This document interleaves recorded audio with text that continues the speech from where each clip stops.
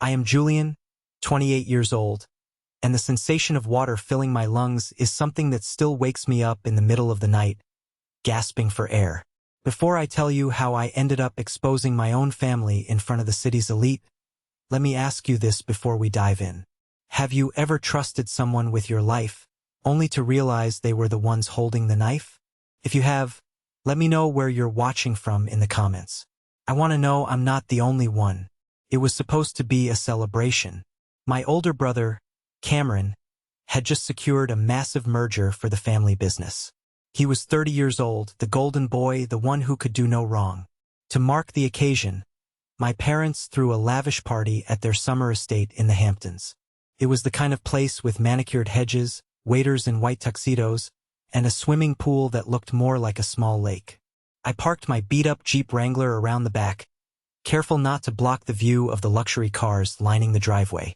There was a sea of Mercedes, BMWs, and right in the center, Cameron's pride and joy, a brand new, matte black Porsche 911. It looked like a shark on wheels, aggressive and expensive. Just like him. I walked into the backyard, adjusting the collar of my shirt. I felt out of place. I always did. While Cameron was closing deals in boardrooms, I was a certified scuba diving instructor. I spent my days in the ocean, teaching tourists how to breathe underwater, how to respect the deep. My parents called it playing mermaid. They told their friends I was finding myself, code for he's a disappointment. There he is, the fish man, Cameron shouted from the pool deck. He was holding a glass of scotch, his shirt unbuttoned halfway down his chest. He was already drunk. I could see it in the glassy look in his eyes, the way he swayed slightly as he stood there. "Hey, Cameron, congrats on the merger," I said, trying to keep it civil. I just wanted to make an appearance, eat some food, and leave. "Congrats? That's it," Cameron sneered, stepping closer. He smelled like expensive cologne and aged whiskey. "You know, Julian, while you're out there playing with dolphins, I'm securing the family legacy. This inheritance isn't going to build itself. I don't care about the money, Cam. You know that," I replied, turning to walk toward the buffet. He grabbed my arm. His grip was surprisingly strong. "You don't care? Or you just know you're too stupid to manage it?" He laughed, looking around for an audience. A few of his sycophantic friends chuckled along with him. "Come on, little brother. Let's see if all that time in the ocean has made you tough. Let's race." "I'm not swimming, Cameron. I'm in my clothes," I said, pulling my arm away. "Scared," he taunted. "Mom, Dad, Julian is scared to get in the water." My mother, Eleanor, floated over. She was wearing a silk dress that probably cost more than my annual salary. She held a champagne flute and looked at me with that familiar mix of pity and annoyance. "Julian, don't be a spoilsport. Your brother is celebrating. Just humor him." "I'm wearing jeans, Mom," I said. "Take them off. Or are you afraid I'll beat you?" Cameron yelled, tossing his drink onto the grass. He stripped off his shirt and dove into the pool with a heavy splash. He surfaced, slicking his hair back. "Come on. One lap. Underwater. Let's see who has the better lungs. The professional diver or the CEO." I sighed. I looked at my wrist. I was wearing my new smartwatch, a rugged model designed for diving. It was waterproof up to 100 meters. I knew I shouldn't engage, but the way my father, Robert, was looking at me, like I was a coward, triggered something. "Fine," I muttered. "One lap." I kicked off my shoes and jumped in, fully clothed. The water was cool, a shock to the system. My heavy denim jeans weighed me down instantly, but I was used to weight. I was a diver. I knew how to move in the water better than anyone here. "Ready, set, go!" my father shouted from the edge, acting like this was the Olympics. I took a deep breath, filling my diaphragm, and submerged. The silence of the water was usually my sanctuary. I kicked off the wall, gliding smoothly along the bottom. I could see Cameron's blurry shape thrashing next to me. He was wasting energy, fighting the water instead of moving with it. I reached the other side of the pool effortlessly. I was about to surface when I felt a hand on my head. First, I thought it was a joke. Maybe Cameron was playing tag. But then the grip tightened. Heavy fingers dug into my scalp. Profound weight slammed down on my shoulders. I tried to push up, but Cameron was on top of me. He had wrapped his legs around my waist and was using his entire body weight to pin me to the pool floor. I struggled, twisting my body. My training kicked in, don't panic, conserve oxygen. I reached up, clawing at his arms. But he was slippery with water and sweat. And he was heavy. I looked up. Through the shimmering blue surface, I could see the distorted shapes of the party guests. They were standing around the edge. Were they cheering? Did they think this was a game? My lungs started to burn. The carbon dioxide buildup was triggering the urge to breathe. I thrashed harder, driving an elbow into Cameron's ribs. He didn't let go. If anything, he pushed down harder. This wasn't a game. I opened my eyes wide, staring at the tiles on the bottom of the pool. My chest was screaming. The burning sensation spread to my limbs. My vision started to tunnel. He's killing me, I thought. The realization was cold and sharp. My brother is drowning me.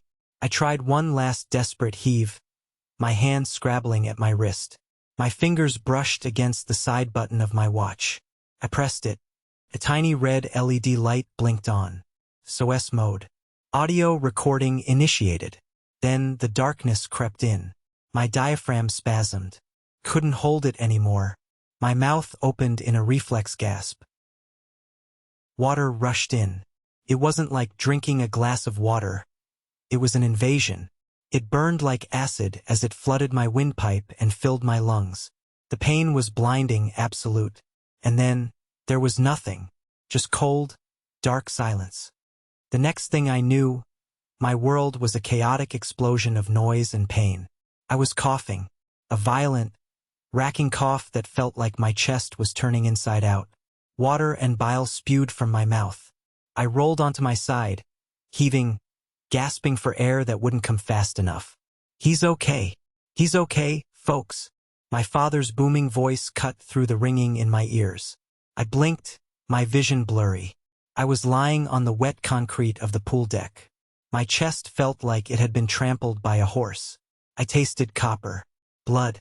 I was coughing up blood. I looked up. A young lifeguard, a kid named Lucas who couldn't have been more than 19, was kneeling beside me, looking terrified. He had an oxygen mask in his hand, but my mother was pushing it away. He doesn't need that, my mother hissed at the lifeguard. He just swallowed a little water. He's fine. Ma'am, he was unconscious, Lucas stammered. He wasn't breathing for nearly 2 minutes. We need to call an ambulance. No ambulance. My father stepped in, his massive frame blocking the view of the guests. He turned to the crowd, putting on his best boardroom smile. Sorry for the scare. Everyone. Julian here got a cramp. You know how it is, forgot to stretch. Weak swimmer, that one. Always has been. Weak swimmer? I tried to speak, but only a gurgle of bloody water came out. I was a certified instructor. I could freedive 60 feet. I saw Cameron standing a few feet away. He was wrapped in a towel, shivering, but he wasn't looking at me. He was looking at his fiancée, Sophia, who looked horrified. I tried to help him, Cameron lied, his voice loud enough for everyone to hear. I saw him struggling. I tried to pull him up, but he panicked. He pulled me down. I barely got out myself. You, I croaked, the word scraping my raw throat. You held me down.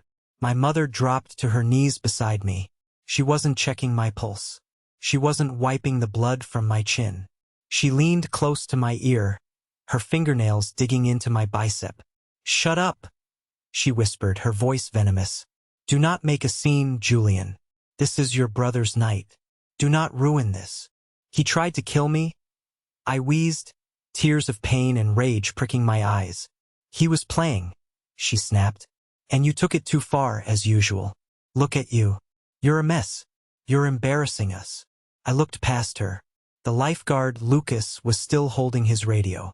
He looked ready to key it to call for help. My father saw it too. Robert walked over to the kid. He put a heavy hand on Lucas's shoulder and leaned in. I couldn't hear exactly what he said, but I saw Lucas flinch. I saw the color drain from the kid's face. He slowly lowered the radio. "Get him into the pool house," my father commanded two of the catering staff.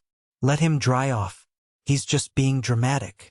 I tried to stand, but my legs were like jelly. The waiters hauled me up. As they dragged me away, I looked back at my family. My father was pouring champagne. My mother was laughing, a high-pitched, fake sound, reassuring the guests. And Cameron was watching me. He brought a finger to his lips in a shushing motion, and then smiled. Cold, dead smile. They dragged me into the pool house and dumped me on a wicker sofa. "Stay here," one of the waiters said, looking apologetic. "Your dad said you're not allowed to leave until the party is over." I lay there, shivering uncontrollably. My lungs rattled with every breath. I knew I had aspirated water. I knew about secondary drowning. I could die in my sleep tonight if I didn't get to a hospital. I looked at my wrist. My watch was still there. The red light was no longer blinking. The recording had stopped when the memory buffer filled or when I hit the surface.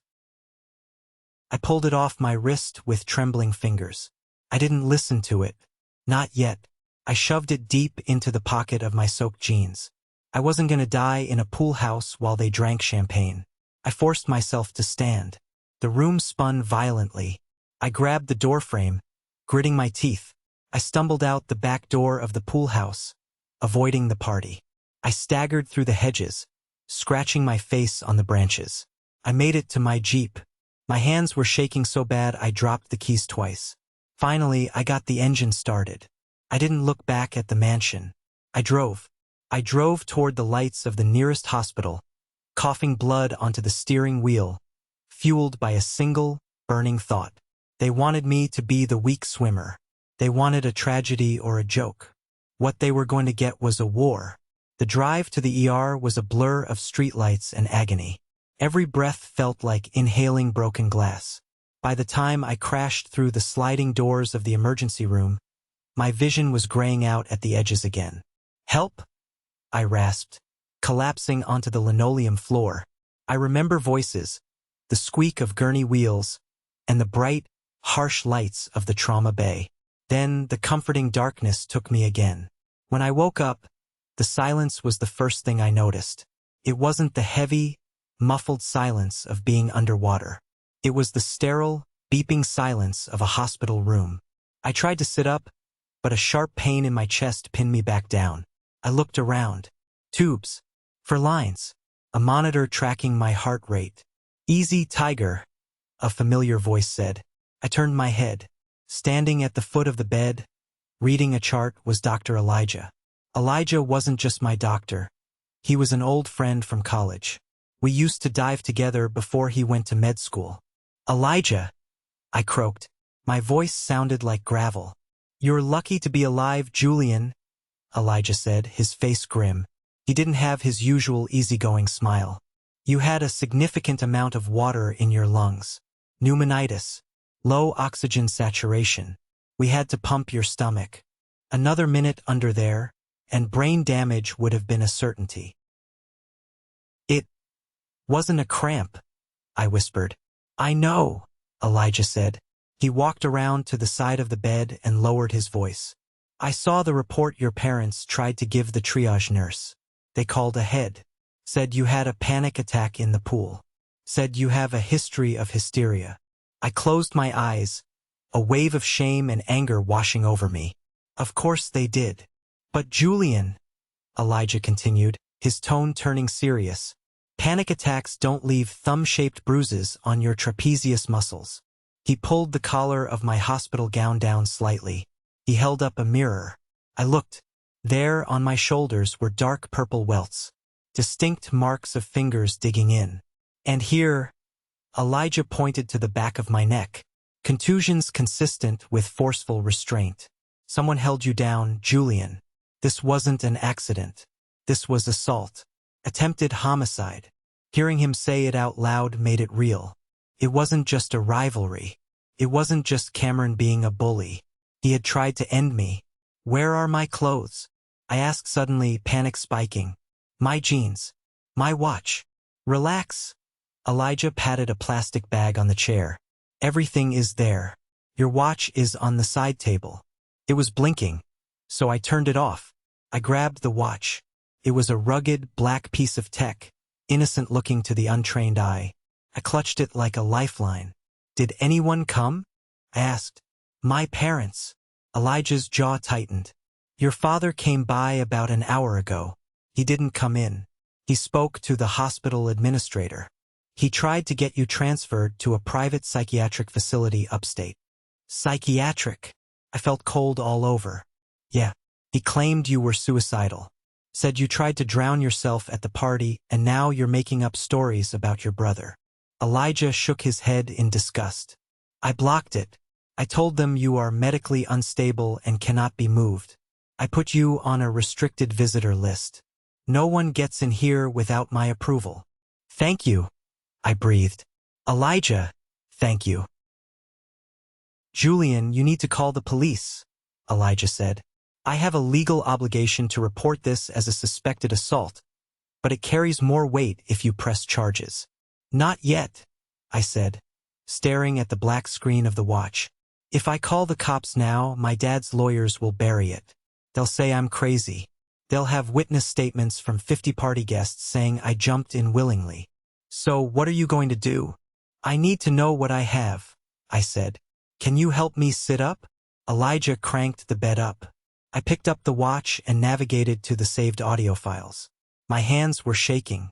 I found the file marked 1942, SOS. I pressed play. At first, there was just the muffled, rhythmic thumping of water, the sound of me swimming, then the splashing, the chaotic noise of the struggle. Let go, my muffled voice underwater. Then, the clear, terrifying sound of Cameron's voice, distorted by the water but undeniable. Die, you useless piece of trash. Just die. Elijah's eyes went wide. The recording continued. The sound of my desperate gasps. The sickening gurgle of water entering my lungs. Then silence on my end. Just the water moving. But the recording didn't stop there. The watch had surfaced when they pulled me out. The audio quality became crisp, terrified, and revealing.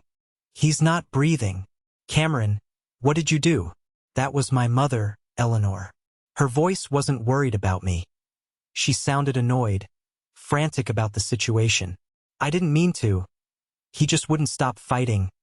Cameron sounded breathless, maybe a little scared, but mostly defensive. Is he dead? My father's voice, deep, calculating. There was a pause.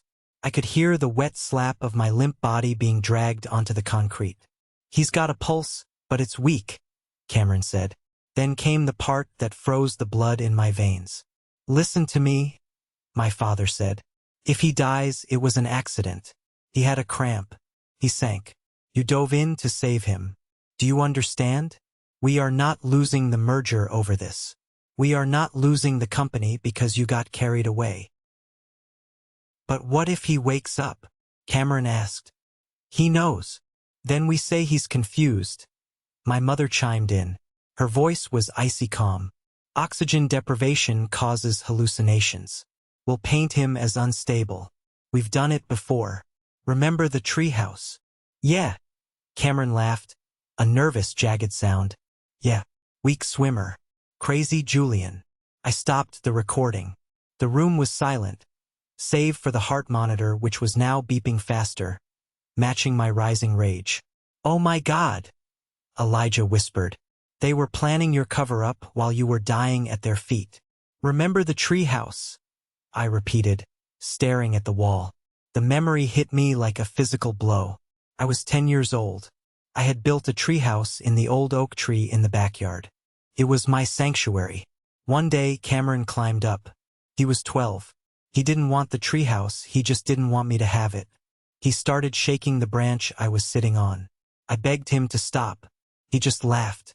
He shook it harder until the wood snapped. I fell 20 feet. I shattered my left arm and broke 2 ribs. When my parents came out, Cameron was crying fake tears. He told them I was jumping up and down, trying to show off. My father looked at my broken body and told the doctors I was clumsy and hyperactive. They never blamed Cameron. They never protected me. That was the pattern. Cameron broke things, and I was the glue they used to fix it, even if it meant grinding me down to dust. I have them, I whispered. Elijah, I have them. You have evidence of conspiracy, Elijah said. This is huge. But Julian, be careful. If they find out you have this, they will come for you. And not just with lawyers. I know, I said. That's why I need to leave. You can't leave. You're on oxygen. I'll sign out AMA against medical advice, I said, swinging my legs over the side of the bed. The room spun, but I gritted my teeth. I can't stay here. My father knows I'm here. He has connections on the board. He'll find a way to get to me, or get me committed. Elijah looked at me, torn between his duty as a doctor and his loyalty as a friend. Finally, he sighed. Okay, but you're not going alone. And you're not going to your apartment. They'll look for you there. Where should I go? My family has a cabin up near the lake. It's off the grid. No landline.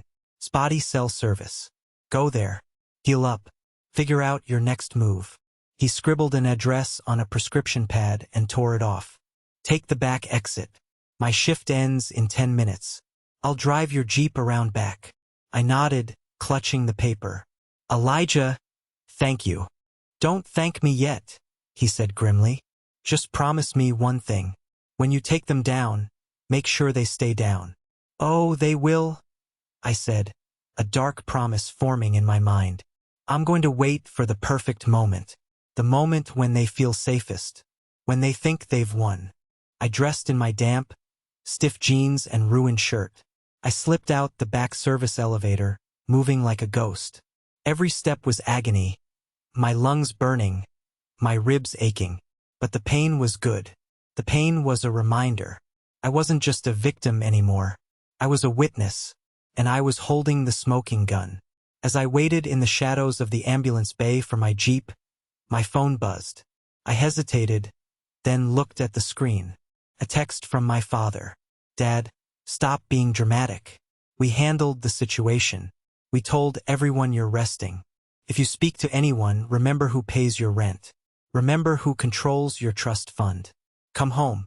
We need to talk about your future. I stared at the screen. My future.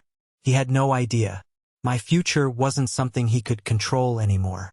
My future was going to be the end of his. I didn't reply. I turned off the phone, pulled the SIM card out and snapped it in half.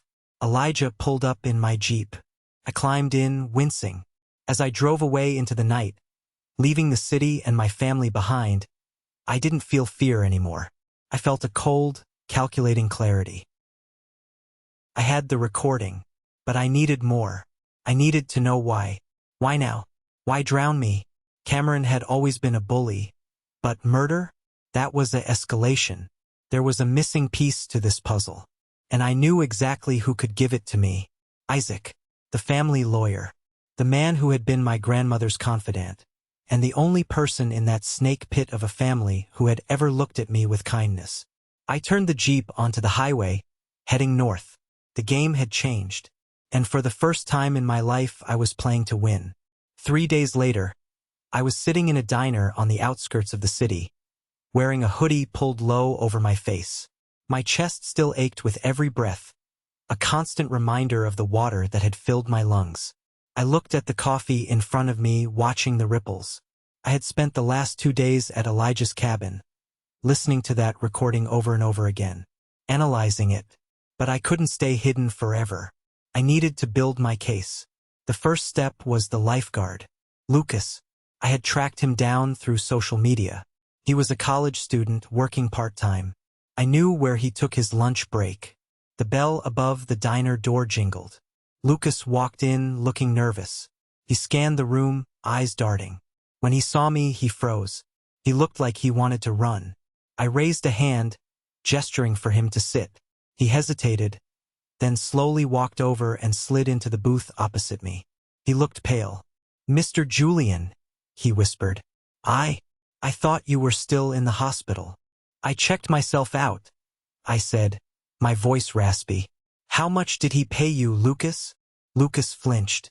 I don't know what you're talking about. My father, I said, leaning in.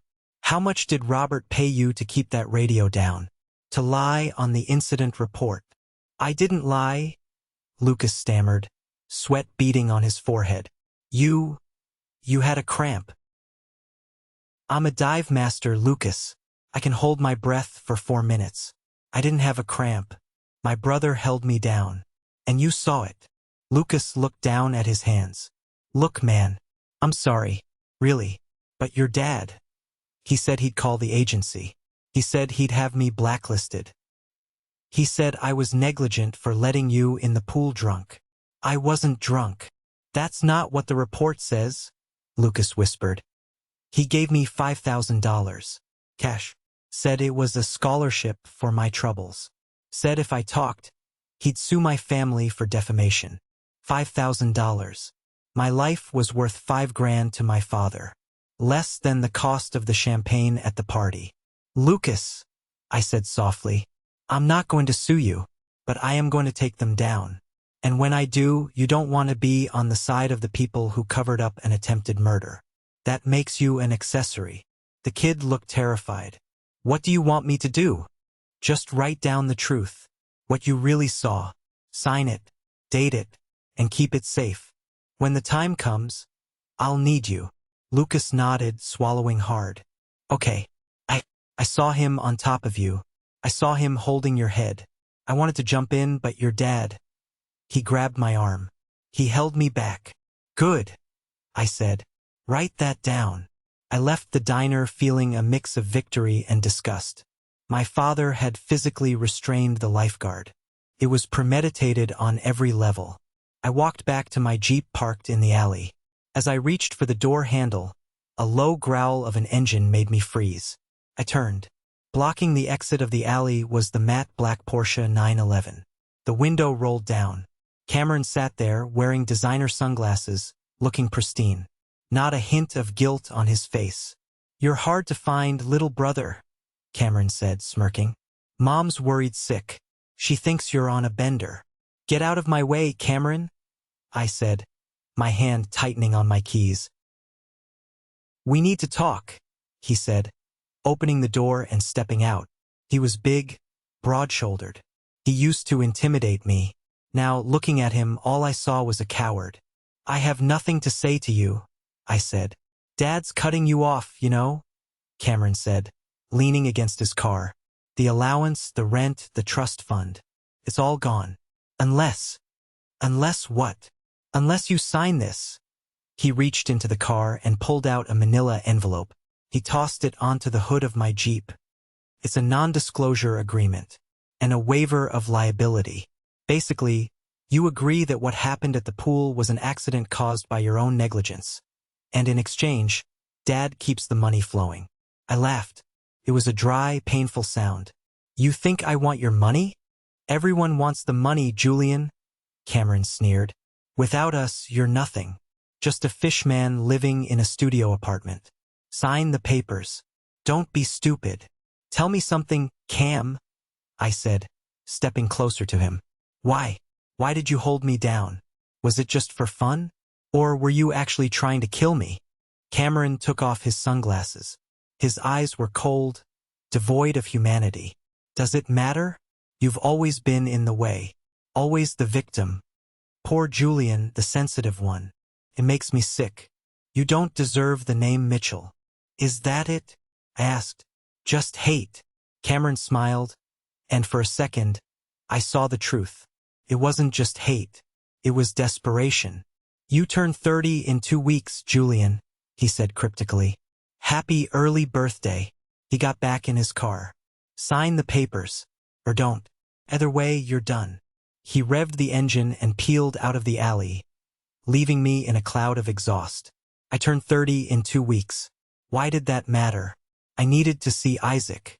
Isaac Goldberg had been my grandmother's lawyer for 40 years. His office was in an old brownstone downtown, smelling of old paper and mahogany. I didn't have an appointment, but his secretary, Mrs. Gable, ushered me in immediately when she saw the bruises on my neck. "Julian," Isaac said, standing up from his desk. He was a small man, bald, with sharp, intelligent eyes. "My God, I heard rumors, but you look terrible." "I need to know about the trust, Isaac," I said, skipping the pleasantries. "My grandmother's trust. Cameron mentioned my birthday." Isaac sighed, taking off his glasses. He gestured for me to sit. "I was afraid of this. I told your father I would be contacting you, but he insisted he would handle it." "Handle what?" Isaac pulled a thick file from his drawer. "Your grandmother, God rest her soul, didn't trust your father. She knew he was reckless with money, and she knew he favored Cameron." He opened the file. "She set up a separate trust. $5 million. It was designated to be split between you and Cameron. But there's a clause. A character clause." "What does it say?" "It says that the funds are to be released when the youngest beneficiary, that's you, turns 30.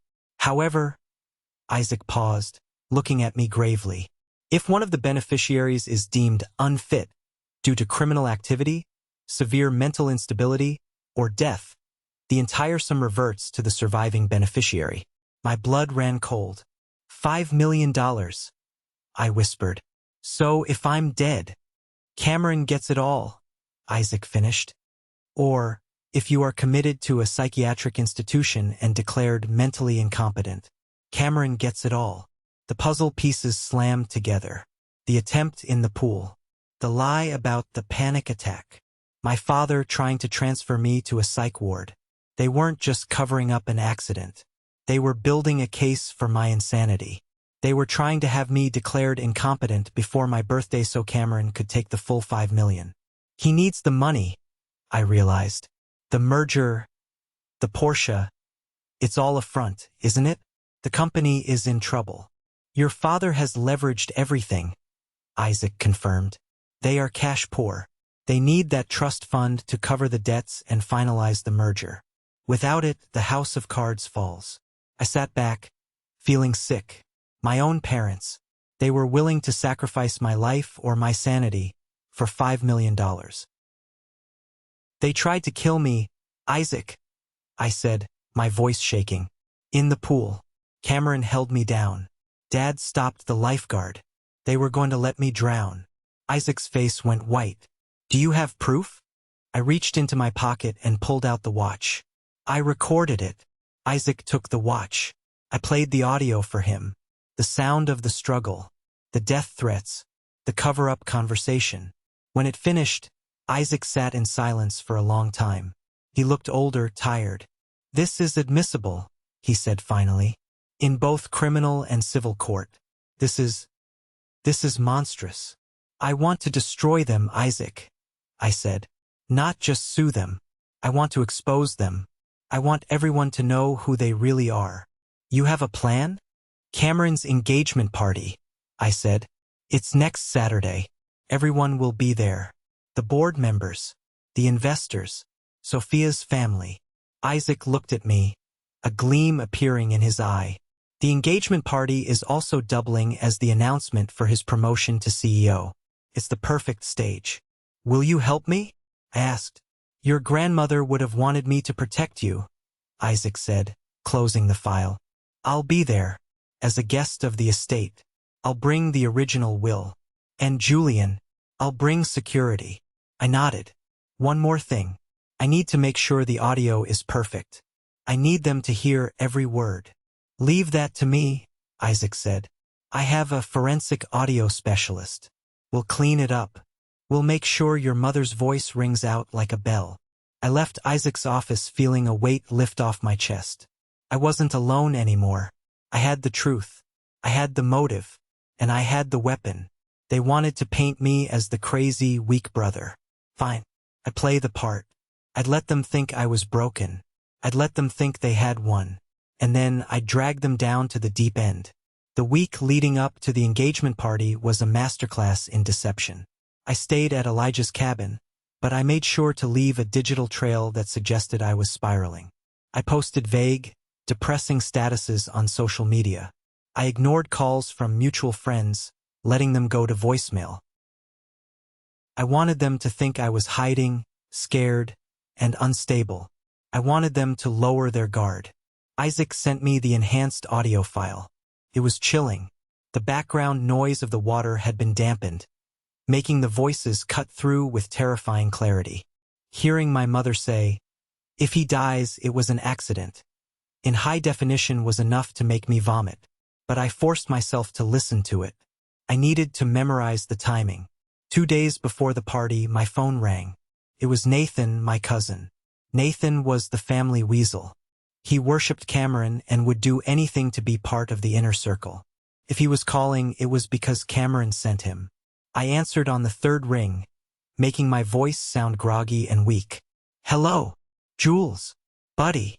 Nathan's voice was overly cheerful. "How you holding up? We haven't seen you." I'm not good, Nate." I lied. "I'm confused. My head hurts." "Yeah. Aunt Eleanor said you were having a rough time," Nathan probed. "Listen, about Saturday, the engagement party. You coming?" I hesitated, letting the silence stretch. "I don't think I should. Dad said." "Bro, forget what your dad said." Nathan interrupted. "It's Cameron's big day. Sophia really wants you there. She feels bad about what happened. She thinks if you come, it'll show everyone that we're a united family. It'll help smooth things over. It was a trap. They wanted me there to display me, to show the world the unstable brother, to parade me around like a broken toy so that when they committed me later, everyone would say, 'Oh yes, I saw him at the party. He looked deranged.'" "I don't know," I whined.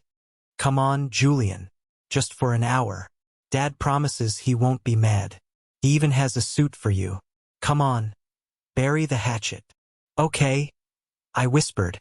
"Okay, I'll come. But I can't stay long." "Awesome. That's the spirit. See you there, buddy." Nathan hung up.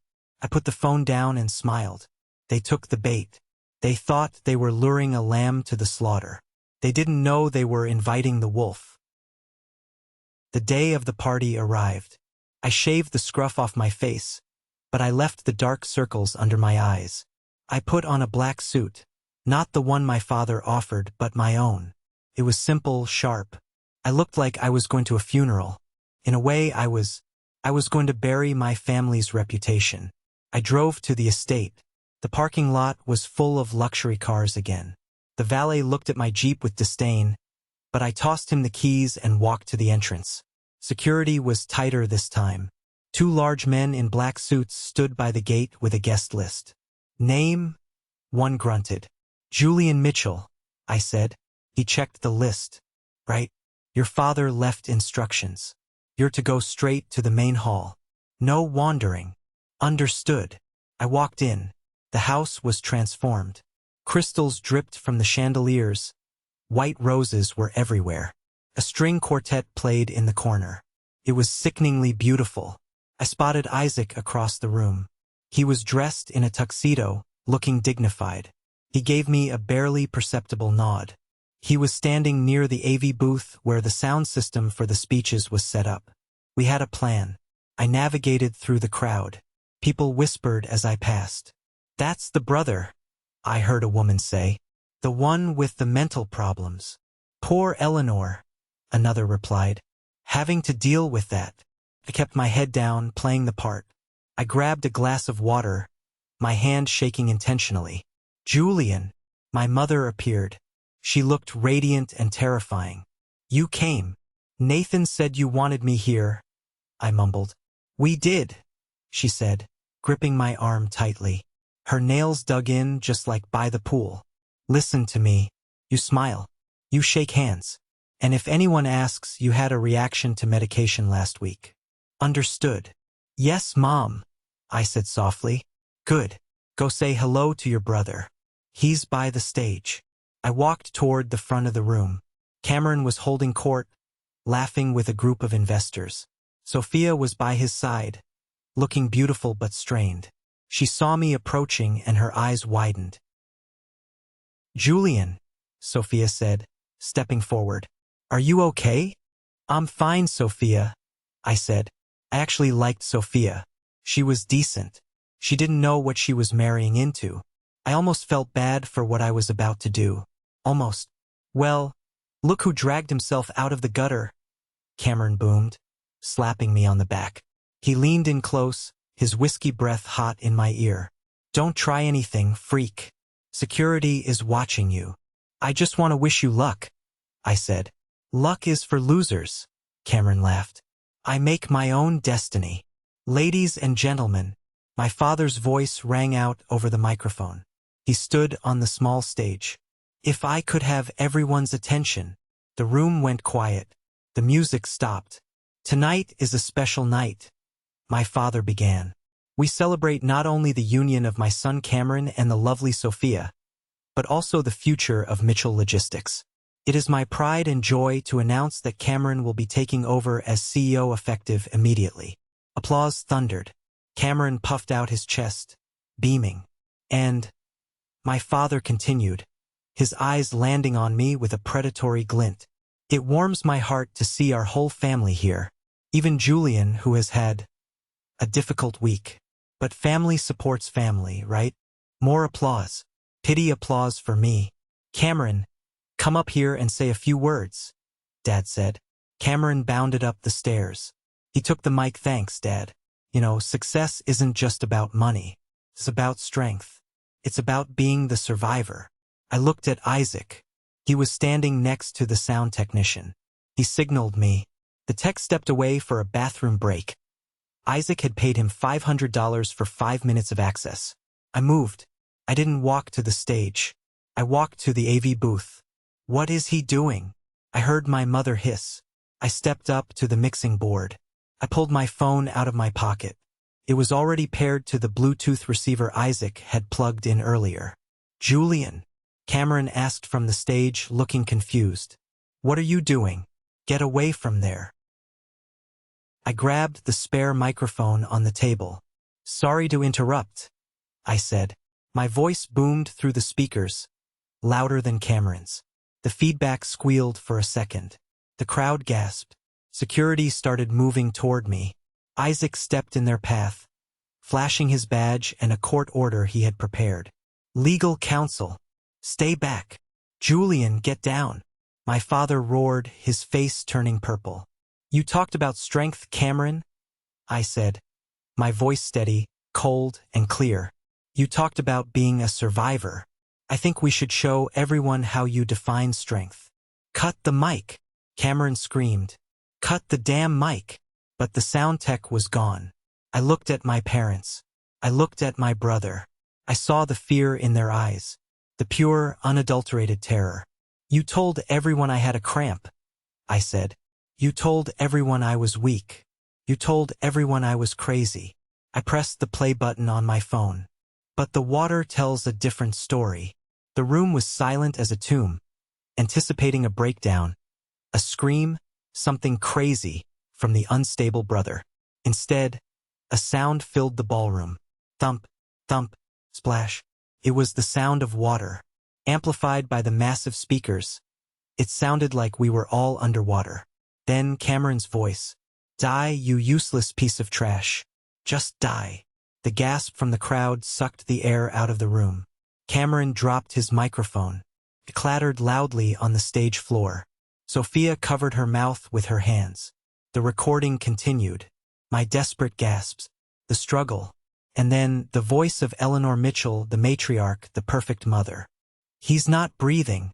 Cameron, what did you do? I didn't mean to. He just wouldn't stop fighting. My mother stood frozen near the buffet, her face draining of all color. She looked like a statue of ice about to shatter. Then Robert's voice, the man who had just given a speech about family values. If he dies, it was an accident. He had a cramp. We are not losing the merger over this. A murmur of horror rippled through the guests. Business partners exchanged looks. I saw the CEO of the partnering firm slowly put his glass down and step away from my father. But what if he wakes up? He knows. Then we say he's confused. We'll paint him as unstable. We've done it before. Remember the treehouse? The audio ended with Cameron's nervous laugh. Yeah, weak swimmer. Crazy Julian. I cut the feed. The silence that followed was heavier than the water in the pool. It was the silence of a world ending. I looked at Cameron. He was shaking. He looked small. The golden boy was gone.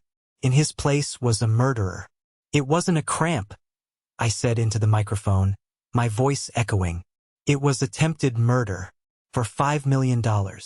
Because I turned 30 next week, and you needed my trust fund to cover your debts. Liar! My father screamed, charging toward me. He's doctored it. It's fake. It's AI. But he didn't get far. 2 uniformed police officers stepped out from the kitchen area, led by Dr. Elijah. Robert Mitchell, one officer said, stepping in front of my father. Please step back. You can't be here, my father sputtered. This is a private party. We have a warrant, the officer said, and we have probable cause based on the audio evidence provided by Mr. Julian Mitchell's attorney earlier today. Cameron tried to run. He actually tried to bolt off the stage toward the back exit. Grab him, Officer Torres, the lead detective, shouted. 2 officers tackled Cameron before he even made it to the steps. He went down hard, his tuxedo tearing. Get off me. Do you know who I am? Cameron shrieked. It was the cry of a child who had never been told no. You're a suspect in an attempted homicide investigation, Torres said, hauling him up and slamming the cuffs on. Sophia walked up to Cameron. She looked at him with pure disgust. She took off the massive diamond engagement ring. Sophia, baby, listen, it's a setup, Cameron pleaded. He's crazy. Sophia didn't say a word. She wound up and slapped him across the face. A sharp, cracking sound that echoed through the room. Then she threw the ring into the chocolate fountain. She turned to me, nodded once, and walked out. I looked at my mother. She wasn't running. She wasn't fighting. She was slumped in a chair, weeping. But even now, looking at her, I knew she wasn't crying for me. She was crying for the reputation she had spent 30 years building, which was now burning to the ground. My father was trying to whisper to his lawyer, but Isaac stepped forward. Robert, Isaac said calmly, I have the original will of Grandmother Mitchell, and I have filed a petition this morning to remove you as the trustee due to gross misconduct and conspiracy to commit harm against a beneficiary. Isaac, you traitor, my father hissed. I'm not a traitor, Robert, Isaac said. I'm a lawyer, and you are broke. I stood there, holding the microphone. I looked at the crowd. These people who had judged me, whispered about me, believed the lies. Enjoy the party, I said, and I dropped the mic. This was the moment that changed everything. The moment I took back control of my life. Thank you for being patient with me this far. You are amazing. Please like this video and comment justice below, so I know you stood with me through the storm. Your support helps more people find this story and tells me that my survival meant something. The aftermath was chaotic.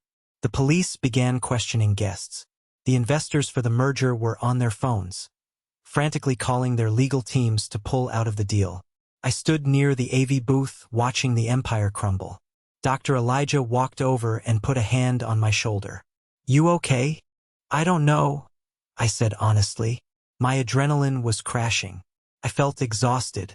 Is it over? For them? It's just starting, Elijah said. I watched as they led Cameron out. He was weeping now, shouting that it was Dad's idea, that Mom told him to do it. He told me to hold him down. Cameron screamed at the police. He said we needed the money. Ask him.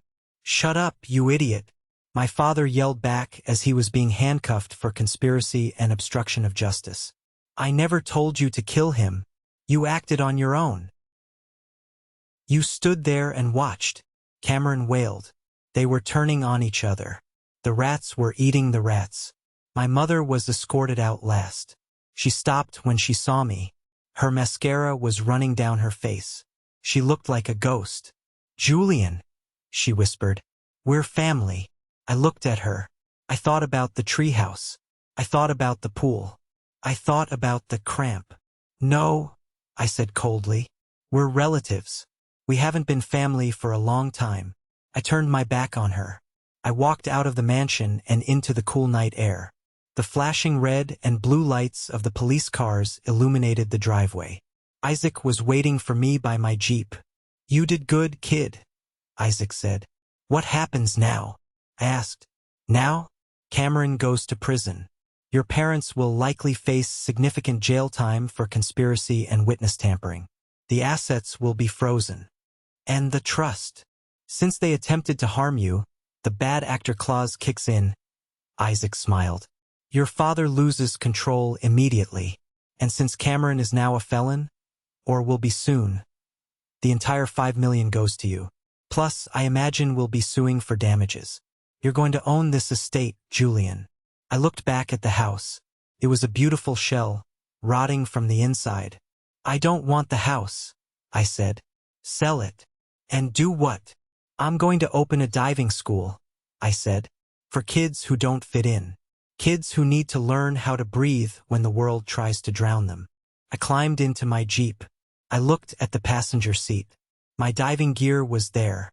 My tank. My regulator. My freedom. I started the engine. For the first time in 28 years, I didn't feel the weight of the water on my chest. I took a deep breath. My lungs were clear. I was alive. And they were sinking. The days following the arrest were a blur of flashing cameras. Aggressive reporters camped out on my front lawn, and endless meetings with lawyers. You might think that seeing your abusers in handcuffs is the end of the story, the moment the credits roll and the hero walks into the sunset. But real life isn't a movie. Real life is messy, bureaucratic, and exhausting. The arrest was just the incision. The surgery was yet to come. My phone didn't stop ringing for a week. Friends I hadn't spoken to since high school suddenly wanted to catch up. Distant relatives who had ignored me at family reunions were suddenly sending long, heartfelt emails about how they always knew something was off with Cameron. I deleted them all. I didn't want their retrospective support. I wanted the silence I had fought so hard to earn. The first major hurdle was the bail hearing. Isaac, my lawyer and the only father figure I had left, picked me up in his sedan. He looked tired but resolute. "They're going to try to paint you as the villain today, Julian," Isaac warned me as we drove toward the courthouse. "Their defense strategy is going to be aggressive. They have to destroy your credibility to save themselves." "Let them try," I said, staring out the window at the gray city skyline. "I have the truth." The courtroom was packed. It seemed like half the city was there, hungry for the downfall of the Mitchell dynasty. When the bailiff announced the case, I saw them. My parents and Cameron were sitting at the defense table, wearing orange jumpsuits. The sight of my mother, usually draped in silk and pearls, wearing stiff, industrial orange cotton was jarring. She looked smaller, older. Her hair, usually perfectly coiffed, was pulled back in a messy bun. She wouldn't look at me. My father, on the other hand, glared. His eyes were burning holes into the side of my head. He looked like a cornered animal, dangerous and desperate. Cameron just stared at the table, rocking slightly back and forth. The prosecutor, a sharp woman named Ms. Vance, laid out the charges. Conspiracy to commit murder, attempted murder, obstruction of justice, witness tampering. It was a laundry list of sins. Then came the defense. My father had hired the most expensive criminal defense attorney in the state, a man known as the Shark. He stood up and pointed a finger directly at me. "Your Honor," he boomed, "this entire case rests on a manipulated recording made by a man with a documented history of instability. Julian Mitchell has been jealous of his brother's success for years. This was a setup, a trap designed to destroy a family's reputation for financial gain." I felt my hands ball into fists under the table. Even now, facing prison, they were sticking to the script. Julian is crazy. Julian is jealous. But Ms. Vance was ready. She called Dr. Elijah to the stand. Elijah was calm, professional, and devastating. He projected the X-rays of my lungs onto the courtroom screens. He showed the photos of the bruises on my neck and shoulders, the distinct, undeniable marks of fingers. "These injuries are inconsistent with a cramp or a panic attack," Elijah stated. his voice ringing through the silent room. These are defensive wounds.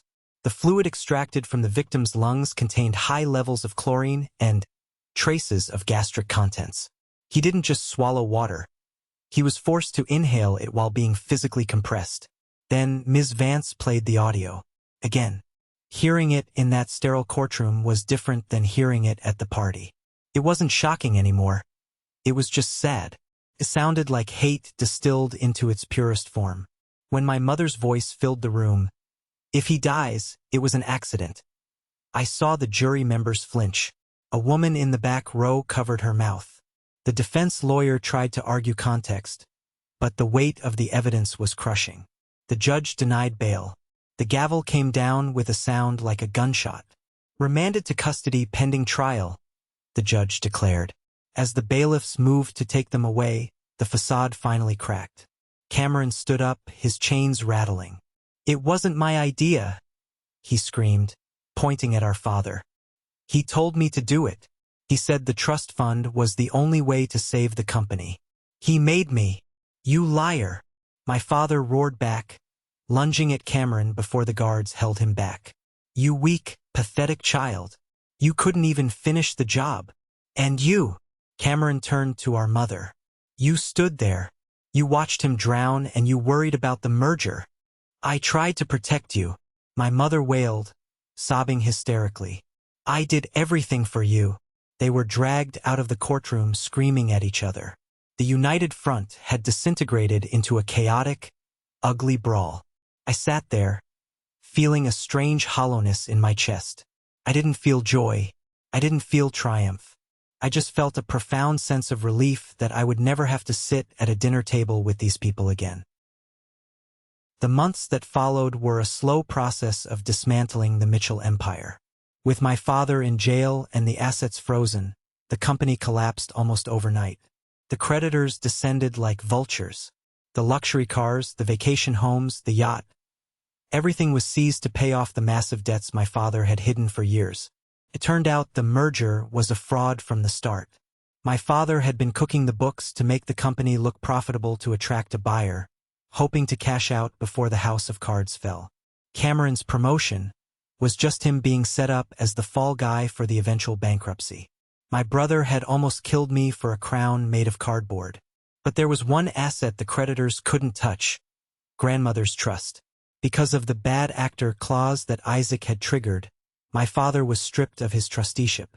The court ruled that by attempting to harm a beneficiary, both he and Cameron had forfeited their rights to the fund. I sat in Isaac's office 6 months later, staring at a check. $5 million. "It's all yours, Julian," Isaac said softly. "Your grandmother wanted to make sure you were safe. I think she knew on some level what they were capable of." "I don't want it," I said, pushing the check back. "It feels like blood money." "It's not blood money," Isaac corrected me sternly. "It's justice.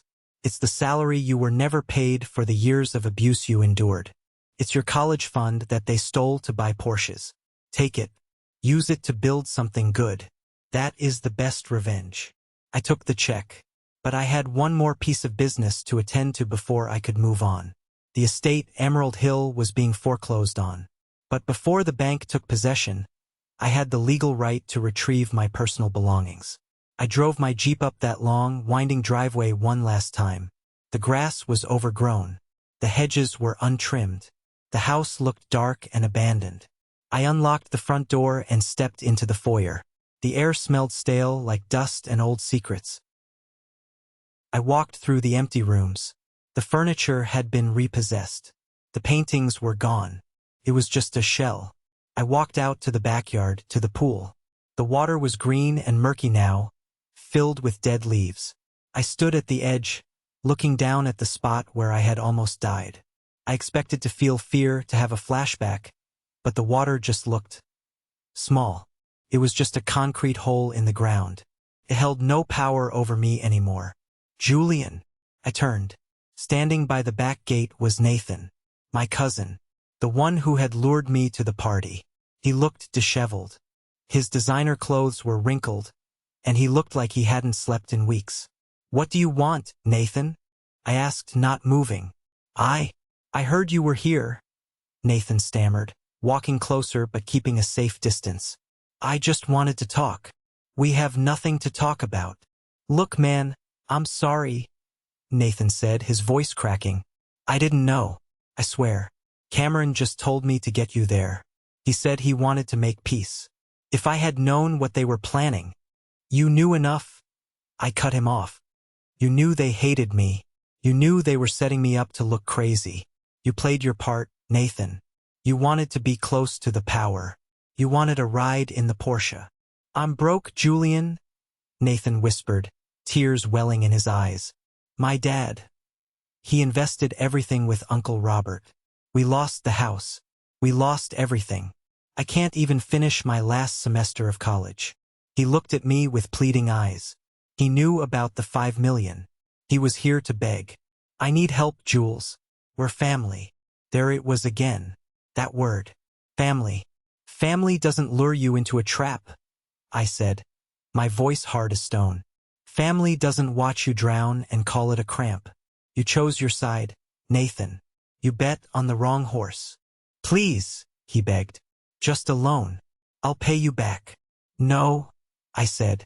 I'm not going to give you a dime, but I will give you some advice. Get a job. Start over. And never call me again.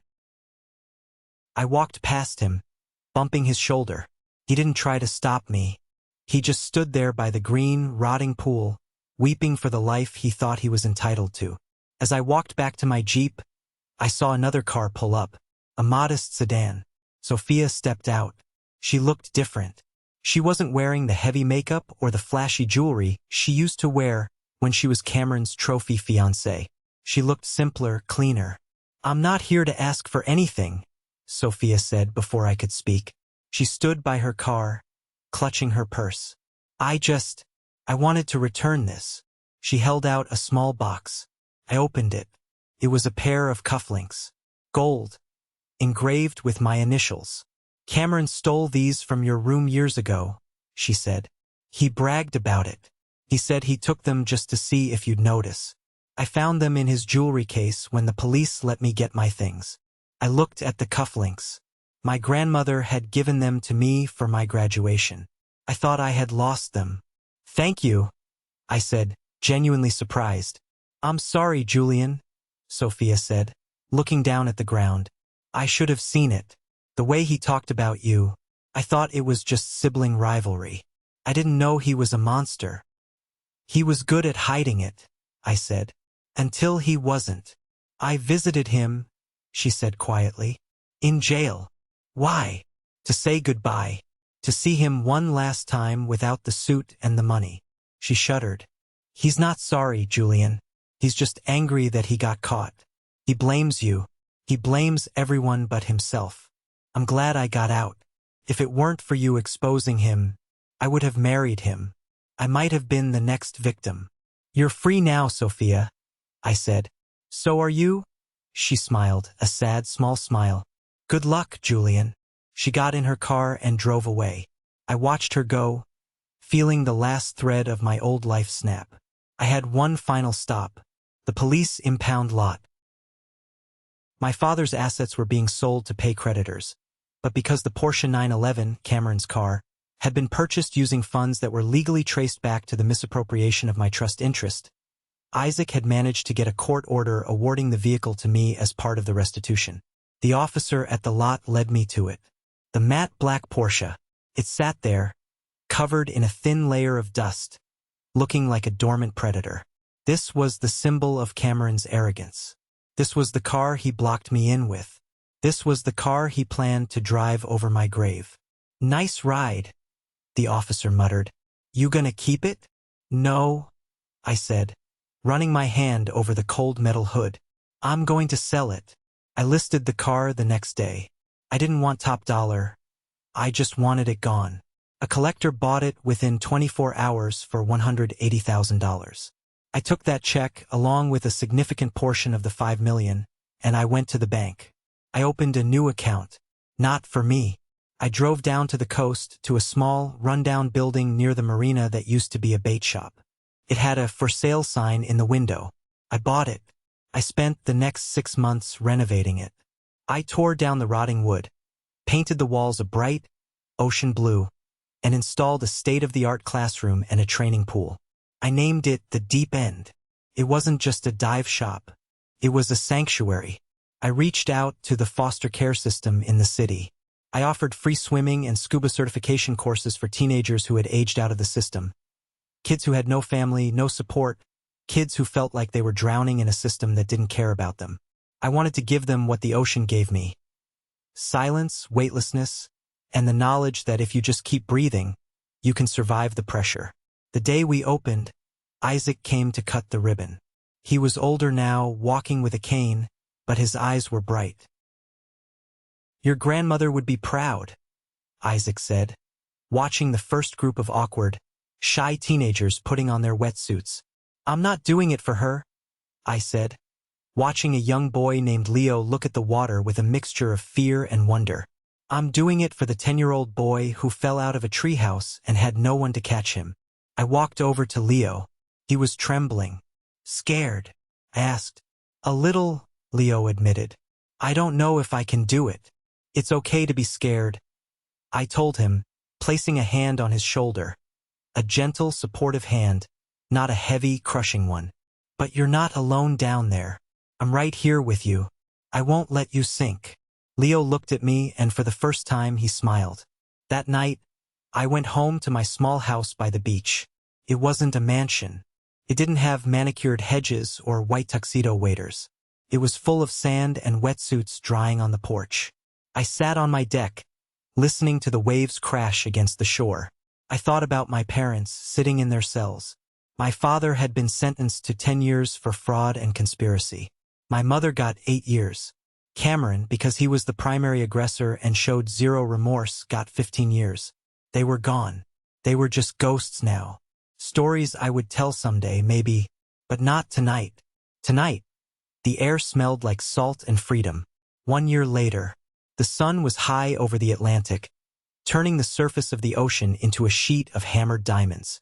I adjusted my mask, bit down on my regulator, and rolled backward off the side of the boat.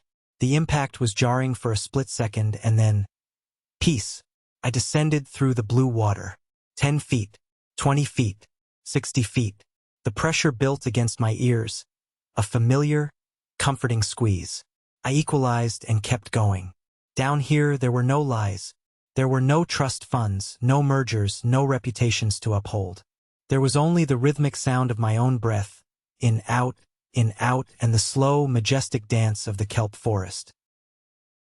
I wasn't alone. Behind me, a group of 6 students from the Deep End were following in a loose formation. They moved awkwardly, still learning buoyancy control, but they were calm. They trusted the gear. They trusted me. I watched Leo. A year ago, he was a terrified kid who couldn't swim a lap. Now, he was hovering effortlessly over a reef, watching a crab scuttle into a crevice. His eyes behind the mask were wide with wonder. He gave me the okay hand signal. I signaled back. We drifted along the current. I thought about how much my life had changed. People often ask me if I forgive them, if time has softened the edges of that night in the pool. The answer is complicated. I don't carry the hate anymore. Hate is heavy. It's like diving with too much lead on your belt. It drags you down, makes you burn through your air faster. I let the hate go the day I sold the Porsche. But forgiveness? No. Forgiveness implies that what they did was a mistake, a lapse in judgment. It wasn't. It was a choice. They chose money over my life. They chose appearance over love. You don't forgive a shark for biting you. It's in their nature. You just get out of the water and make sure you never swim with them again. I haven't visited them. I haven't answered their letters. My mother writes sometimes. Her letters are filled with guilt trips and Bible verses, trying to manipulate me from behind bars. She talks about how hard prison is, how the food is terrible, how she misses her garden. She never once mentions the pool. She never once says, "I'm sorry I watched you die." I burn the letters unopened. I don't need her version of reality anymore. I have my own. My reality is this diving school. It's the scholarship fund I set up that has already sent 3 kids to college. Kids who, like Nathan, lost everything, but unlike Nathan, chose to work for a second chance rather than beg for it. My reality is Sophia, who stops by the shop sometimes for coffee. We aren't dating, we have too much shared trauma for that. But we are friends. We are witnesses to each other's survival. She's studying to be a paralegal inspired by Isaac. She wants to help people trapped in abusive contracts. My reality is Isaac, who passed away peacefully in his sleep 3 months ago. He left me his vintage compass collection and a note that said, "You found your true north, Julian. Keep heading that way." We finished the dive and ascended slowly, following the bubbles to the surface. We broke the water, gasping in the fresh, salty air. The kids were laughing, high-fiving each other, shouting about the fish they saw. "Did you see that turtle?" Leo yelled, spitting out his mouthpiece. "It was huge. I saw it." I laughed, pulling myself onto the boat. "Next time, try not to chase it. You'll scare it away." I wasn't chasing it. I was escorting it. Leo grinned. As I steered the boat back toward the marina, the sun began to set, painting the sky in shades of purple and orange. I looked at the horizon. For a long time, I thought my inheritance was supposed to be money. I thought it was the estate, the name, the legacy.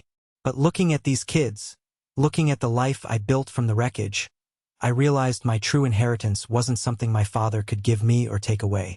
My inheritance was my resilience.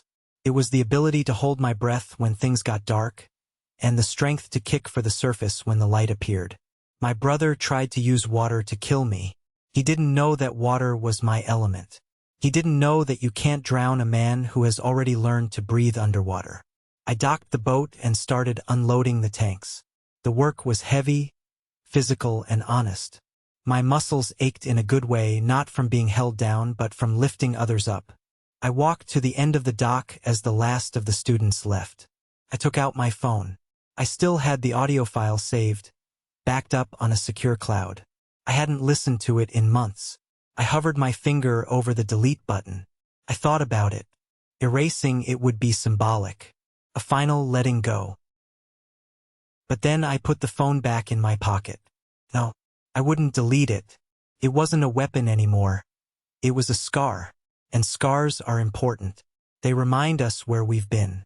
They remind us that we survived.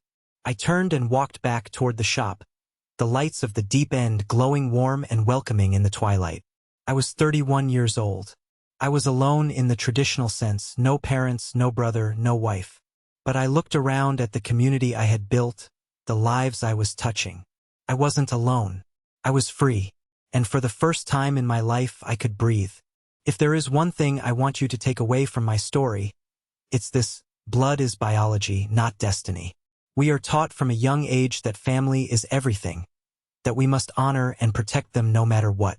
But that loyalty is a two-way street. When family becomes a source of pain, manipulation, and danger, you have every right to break the contract. My parents and brother used my loyalty as a weapon against me. They counted on my silence. They weaponized my desire to be loved. Toxic people, whether they are parents, partners, or siblings, will often test your boundaries to see how much you will endure. They will make you doubt your own reality, gaslighting. Just like my parents tried to convince the world I was crazy. You must realize that your worth is not defined by how much abuse you can tolerate. Saving yourself is not an act of selfishness.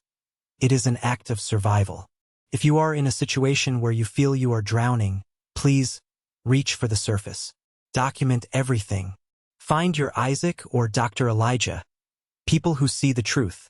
And remember, you can build a new family, a chosen family based on respect, not just DNA.